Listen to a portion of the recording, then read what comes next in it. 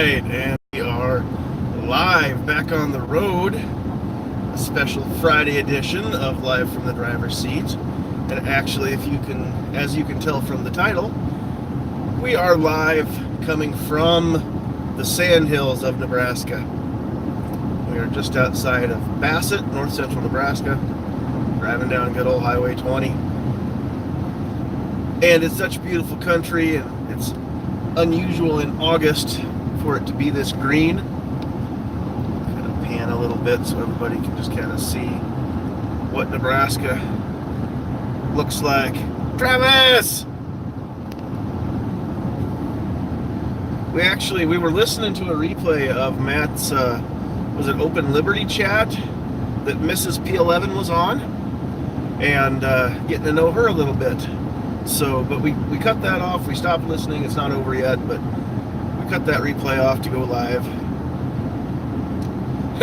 You're stuck in your classroom. You know what? Just get in the vehicle and head north by northeast a little bit, and you can party with us tonight. We're going to go set up and play some music for a wedding dance here after a while, so you can join us, Mr. P11. Let's see if I can get a little bit of the Sandhills in camera here for you. I don't know how. She likes guns, just not as much as you. Yeah, story of my life, but mine is coming along. So, I don't know if every other part of the country is affected by the smoke from these fires, but if I sound a little off today, it's because I'm stuffed up and my throat's a little raw just from breathing all this junk all week, and my sinuses are kicking my butt and they're draining, and it's kind of gross, but I'm kind of a mucus factory right now too, so my voice isn't quite what it normally is, but that's all right. Let's see, I think I saw somebody else on here. Sam of Anarchy 92. I don't believe I've ever had the pleasure of seeing you on one of my live streams before, Sam. So welcome. Wondering about the haze all around. Yeah, can you see that on does the camera pick that up? Because that's I'm assuming, Travis, you mean at home, the haze that you can see, but I can't tell if you guys can see what I can see in the distance here. But it's definitely hazy. It's definitely smoky. So, and I'm not sure if it's Colorado or California where the Night Wolf. You're on every chat that I do. I was thinking that I had somebody brand new, but I'm still happy to have you. Glad you're along.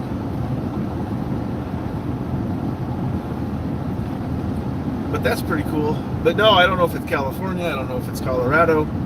I'm not sure where the smoke's coming from or if it's a combination, but it's just crazy that it would blow all the way over here and not just make it hazy, but also make it to where it's actually making people sick. So you're honored, huh? Hey, Sandhills Sweetheart is watching. I know her. I'm also married to her. So she's also right next to me in the vehicle. So one of the reasons why I decided to point the camera and show you this part of the world instead of to Live Moo. What's up from the Wolverine State? I don't know if you're actually a Wolverine, so I'm not going to call you that, but your state's called that. So I don't really have anything that I specifically wanted to talk about. Nothing. Well, okay, a lot of things are bugging me, grinding on my gears, but I don't have any actual rant that I'm going to start this off with. I'm just showing off the part of the world. It's really close to where I came from. If I didn't have somewhere specific to be, it would take me about half an hour to get to my dad's place from here. So, and unfortunately, we can't go up there. Not this trip, but I am going to eventually get there, and I'm going to do a live broadcast so that everybody can see what that hill looks like that's in my avatar picture. Gizzard Gary's up to no good making it smoky up here. That's probably it. He's probably got his fire pit going or something, or got his smoker out in the backyard smoking some brisket. Who knows? He wouldn't be smoking any chicken, that's for sure. That'd be cannibalism, so we know it's that. That was Bassett. I know it was quick, but you just went through Bassett, Nebraska. So off to the right here, you can see, maybe you can see it. There's a hay meadow that somebody has mowed here, and that'll get raked up later. On the other, there's a meadow that hasn't been mowed. It may or may not get put up to hay. Off to this side, there's some hay bales and a truck.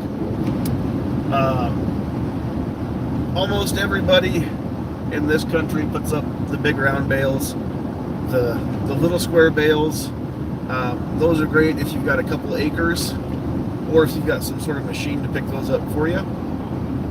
But when you're talking about hundreds of acres at a time of bales, it's just not feasible to put the little ones up. So everybody puts up the big round bales, and then they either feed them to their cattle or they sell them to somebody else who will.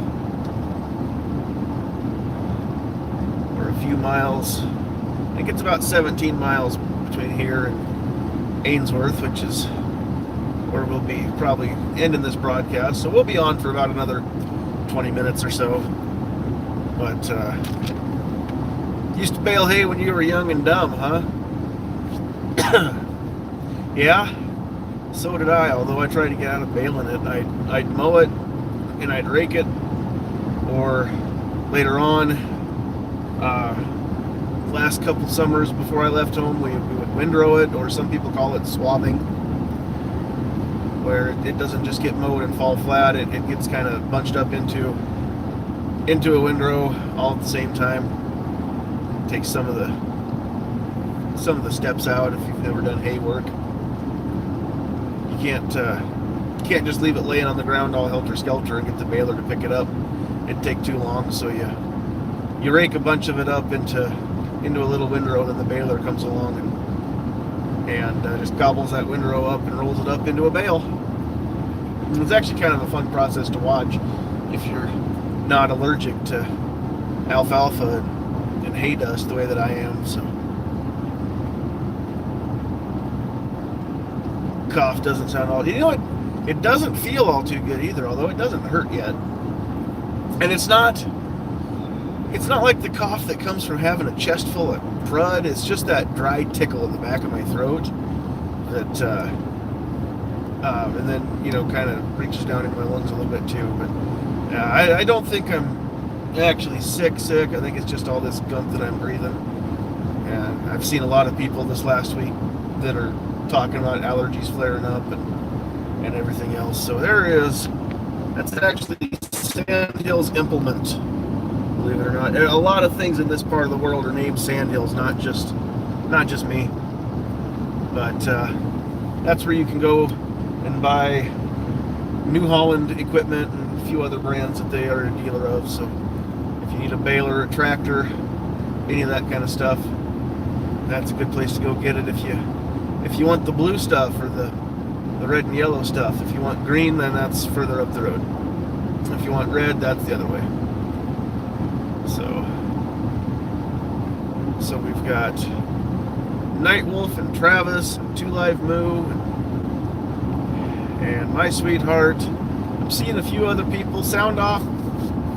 Mention where you're from in that chat, or just say hi. I can't tell you're here if you don't say hi or say something. So it is beautiful left and right. I never appreciated it growing up here. I just couldn't wait to leave, and now I just can't ever wait to get back. But unfortunately, as far as things like money and jobs and paying bills, what I do, I can't live at home on the ranch. It's too far away from what I do, and I don't know what I would get my wife to do. So we don't have any plans, at least in the near future, to move back this way. But I would love to make that happen one day. I kind of, you're right, you do get used to the space and anything else does feel cramped.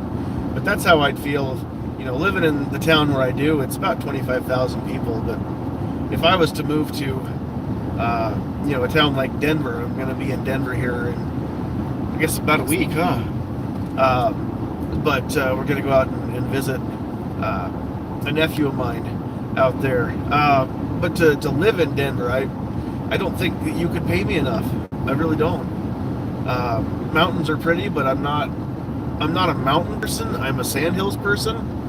And I know what you're seeing right here looks kind of flat, but there is some real hilly country, not very far in any direction. If I would get off this highway,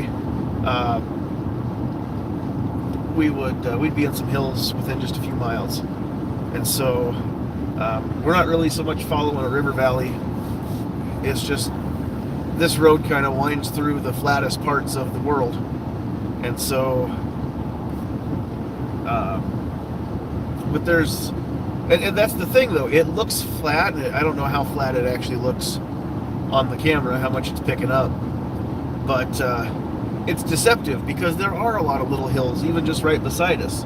And I could park this vehicle and go walk out in front of me and not go very far, and I'd go over a hill big enough to hike me. When I'm not talking about huge hills, but it's flat, but it's not flat. It's still very, very hilly, very rolling. Sorry, you lived in Denver for 9 months when you were Air Force Tech. Oh, in Air Force Tech School. Yeah, and by nature, I'm a social person. Excuse me, probably one of the reasons why I'm on YouTube a lot. I like just driving and talking to you guys and ladies. So I like going where there's people. I like going to big towns. I like leaving them too and coming home. So I don't want to live in a big town. The next time we move, we're hoping it's to a place out in the country, big enough that we can just go shoot right in our own yard. We don't have to leave and go anywhere. Actually put up a nice backstop and maybe be able to do some rifle videos and that kind of stuff one day. But for now, that's not something that we can do. So now we're getting into Long Pine Country. If you've never heard of, then you should Google it. There are some beautiful out there on the internet of this country. There's just I say creek. I know a lot of people say creek, but where I come from, we say creek. We're about to bridge for Pine Creek, but it's pretty famous. There are actually, you can trout fish in this creek. You can't see it from where I'm at. It's really far down there. It's a pretty deep canyon we just drove across. But there's fish, there's trout in the creek. There's just upstream a ways, there's a place called Hidden Paradise where there's some cabins and stuff. Some of them live there year round. Other people rent their cabin out. You can go stay in the summertime, grab an inner tube, and just tube down the creek for a ways. It is super, super cold. It comes right out of the ground. It's a spring-fed creek. The water is, and it's very, very fast. So I've been in parts of it before. Almost hard to, and it's only knee or feet if the rocks underneath. So my understanding, I'm not a trout fisherman, I'm not a fly fisherman, but my understanding is that's what you want when you do that kind of stuff. That's why they make boots with felt soles. So who else do we have here? I'm trying to drive and keep up. The Tactical Pickle is in the house. Calaveras, how we doing, Dale? And Gunsnob is in the room. Vanessa's in the room. Crick. Yes, I'm explaining how to speak Nebraskan. So if it says C-R-E-E-K and it's got a like pine, then it's Pine Creek, yes. I know you are. I know you are. Hey, I just want to give everybody a shout out to Calaveras. I don't. I know some of you others, Vanessa. I think you're one of them that are living in some not very friendly states. But the tactical pickle there, Calaveras, he is behind enemy lines out in California, and so I just want to give a shout out to you, sir, fighting the good fight.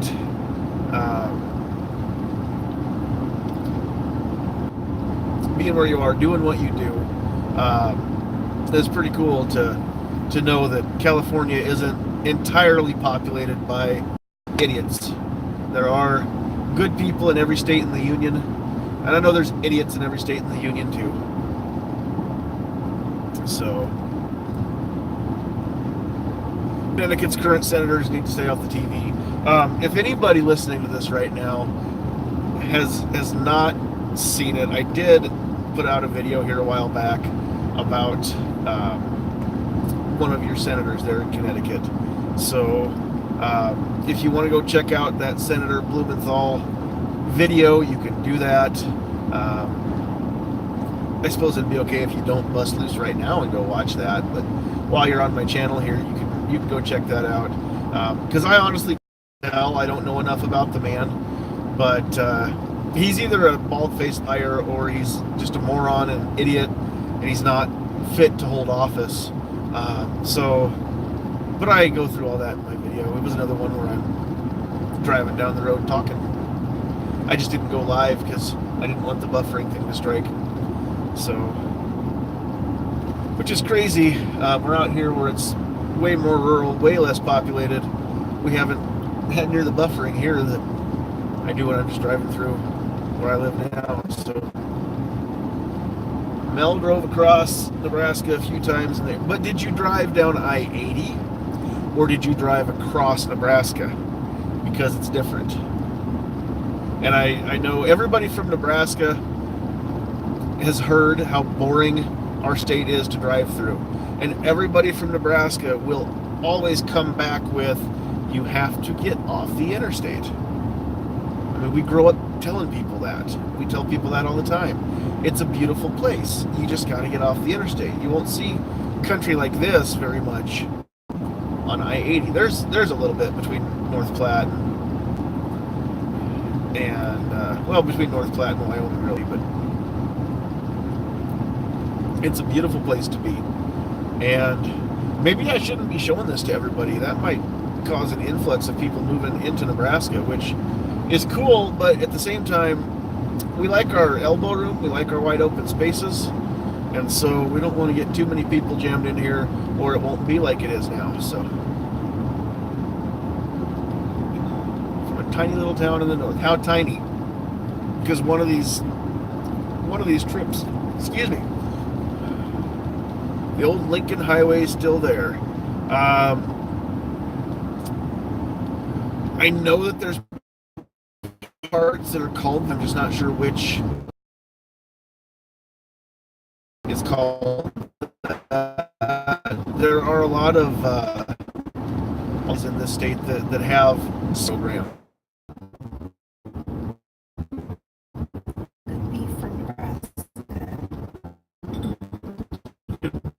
The best Nebraska.